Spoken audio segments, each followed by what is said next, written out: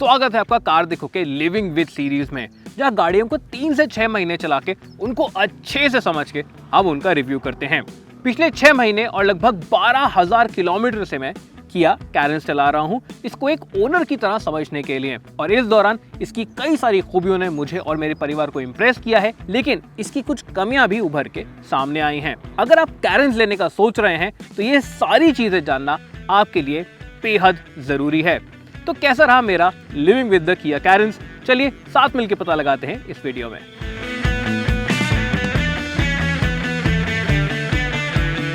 शुरुआत करते हैं इस गाड़ी की खूबियों के साथ। अब इसके जो दरवाजे हैं दोनों फर्स्ट और सेकंड रो के वो बड़े हैं और उसकी ओपनिंग काफी वाइड है, तो इस गाड़ी के अंदर जाना आसान हो जाता है। और फिर बात आती है इसकी हाइट की, तो इसके अंदर ना तो आपको चढ़ के बैठना पड़ता है और ना आप बैठ के थोड़ा नीचा फील करते हैं। तो भले ही बच्चों को इस गाड़ी में बैठना हो या फिर उनके दादा दादी को, ये काम सभी के लिए बड़ा आसान रहता है। थर्ड रो की भी बात करें तो हमारे पास जो गाड़ी है उसमें कैप्टन सीट्स हैं और वो एक बटन दबाने से जो लेफ्ट साइड वाली सीट है वो टम्बल फॉरवर्ड हो जाती है, तो थर्ड रो के लिए भी एक्सेस काफी अच्छा है। कैरेंस की दूसरी खूबी है इसकी स्पेस।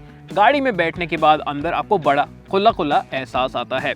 अब ये बात तो हम बहुत बार इसके काफ़ी सारे रिव्यूज़ और कंपैरिजन में बोल चुके हैं कि इसका लेग रूम और डी रूम वाकई काबिल तारीफ है। भले ही आप 6 फुट या उससे थोड़े लंबे भी होंगे, तब भी आप पैर को आराम से फैला के बैठ सकते हैं सेकेंड रो में, और आपके पास हेड रूम खूब सारा है।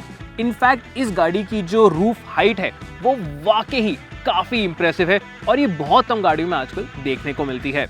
अगर आप थर्ड रो की भी बात करें तो अगर थोड़ा सा आप नी रूम में कॉम्प्रोमाइज़ करें, 6 फुट के 3 जने एक के पीछे एक आराम से यहाँ पे इस गाड़ी में बैठ सकते हैं। अगर बात हम करें कंफर्ट की, तो सेकंड रो की सीट्स और थर्ड रो की सीट्स दोनों रिक्लाइन होती है और सेकंड रो की सीट को आप स्लाइड भी कर सकते हैं अपने हिसाब से अपने कंफर्ट को एडजस्ट करने के लिए। तो अगर आप अपने लिए एक स्पेशियस गाड़ी ढूंढ रहे हैं तो कैरेंस आपको इम्प्रेस करेगी।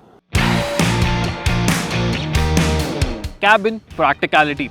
अगर आप भी मेरी तरह अक्सर अपने परिवार के साथ लंबी रोड ट्रिप पे जाते हैं तो आप इसका महत्व समझते ही होंगे। अच्छी बात यह है कि कैरेंस में आपको ढेर सारी जगह मिल जाती है ये सारा सामान रखने के लिए। ड्राइवर के पास बड़ी डोर पॉकेट्स तो हैं ही, उसके साथ साथ बीच में जो 2 कप होल्डर्स हैं वो कूल्ड हैं, तो जो आपका पानी रहता है या कोल्ड ड्रिंक रहता है वो ज़्यादा टाइम तक वहाँ पे ठंडा रहता है। उसके बाद सामने एक बड़ा वायरलेस स्टोरेज है जहाँ पे आप फ़ोन के ऊपर अपना वॉलेट वगैरह और भी सामान रख सकते हैं। फिर आता है वो बड़ा सेंटर आर्मरेस्ट स्टोरेज, यहाँ पे आराम से पानी की बॉटल्स, चिप्स के पैकेट्स और भी बहुत सारा सामान फिट आ सकता है।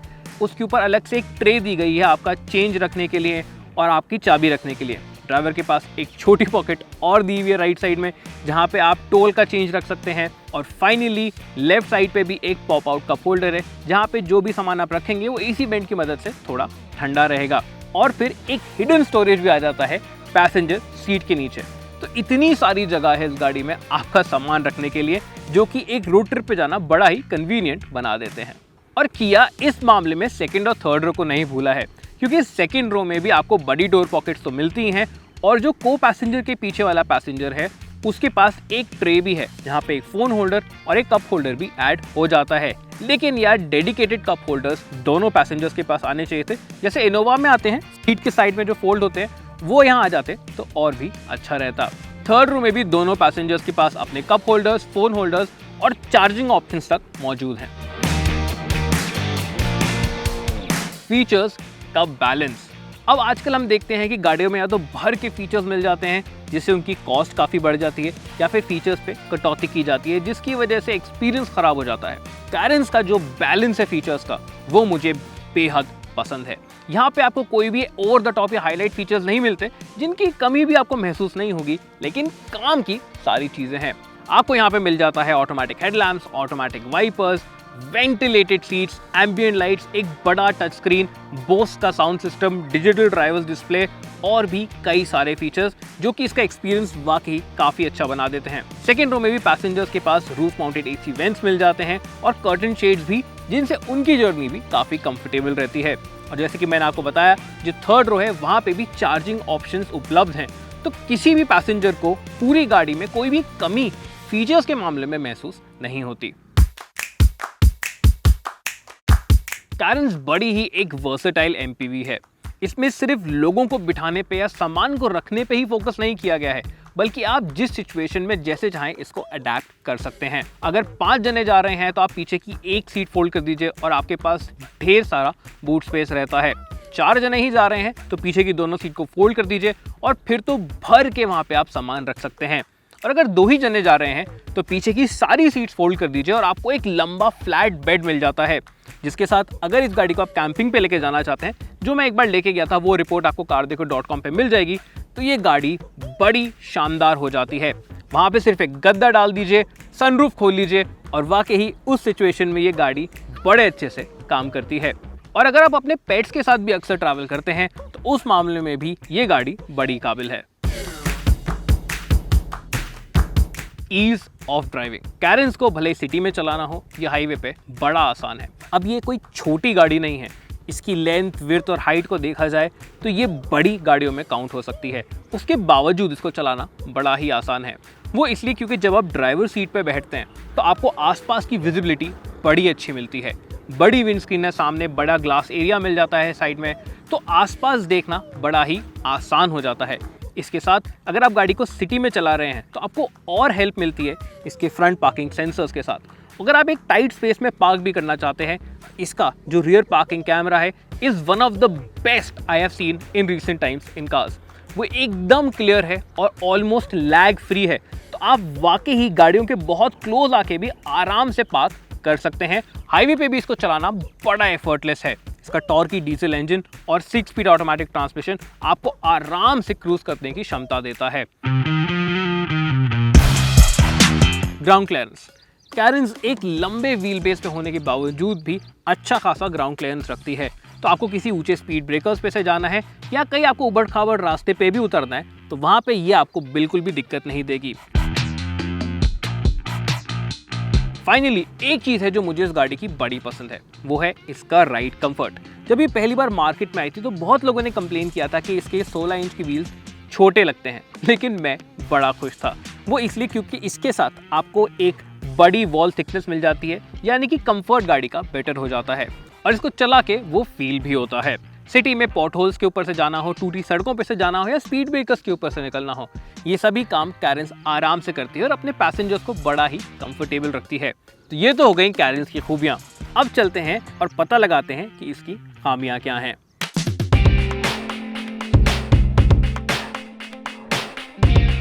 सबसे पहली चीज है ऑफ कोर्स इसके लुक्स। अब मेरे लिए ये गाड़ी काफी स्टाइलिश है और एक एमपीवी के हिसाब से इसके हेडलैम्प्स, इसका डीआरएल सेटअप और इसका ओवरऑल शेप काफी अपीलिंग है।